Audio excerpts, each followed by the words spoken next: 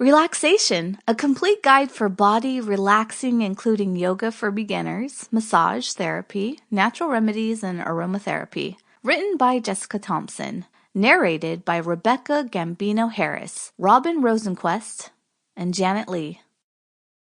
Yoga for Beginners. A comprehensive guide for yoga poses and lasting energy. Written by Jessica Thompson. Narrated by Rebecca Gambino-Harris.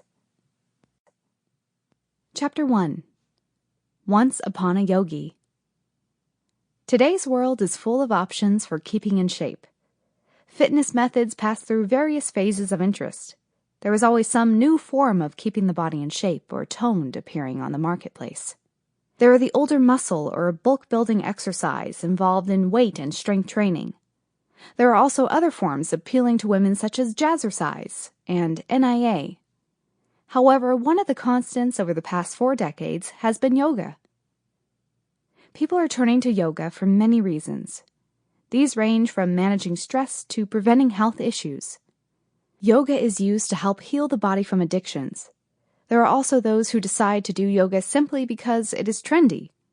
They attend yoga classes in yoga studios because a celebrity chooses to endorse it. There is also the lure of achieving a yoga body. Yoga is about the physical, about improving and toning the body. Yet, yoga is also about the spiritual development of an individual. In truth, yoga is a combination of movements and positions designed to develop the link between the head and the consciousness. Depending on which form of yoga you choose, and there are many different forms, the focus will be on the exercises or positions, asana, or the development of the consciousness. Yoga intentionally includes aspects of conscious development of both the physical and the spiritual.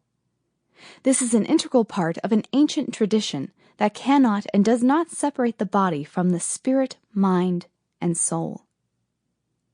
The following chapters will open up the world of yoga. It will explain and simplify what can become a complicated subject. This book's intent is to expose the beginner to the different aspects of yoga. It will look at the typology of yoga as well as the basics. Chapters will examine the different approaches to yoga, as well as the bare essentials you will need to practice. In doing so, this book will provide the information necessary to get any beginner started on the right path. To start off on the right foot, however, it is necessary to understand where the practice of yoga originated and their traditions. As a result, you will begin your journey by first looking briefly at the history and philosophy of yoga. Chapter 2. It all started in India. The art of yoga has an ancient and revered history. It is indeed one of the oldest recorded systems of exercise.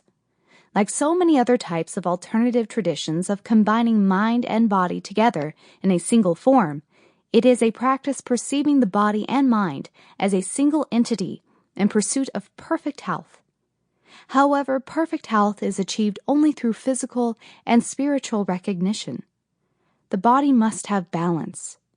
The rationale behind this unification dates back to the origins of yoga in ancient India. Early history. The history of yoga may be divided into periods: Vedic, pre-classical, classical, and post-classical.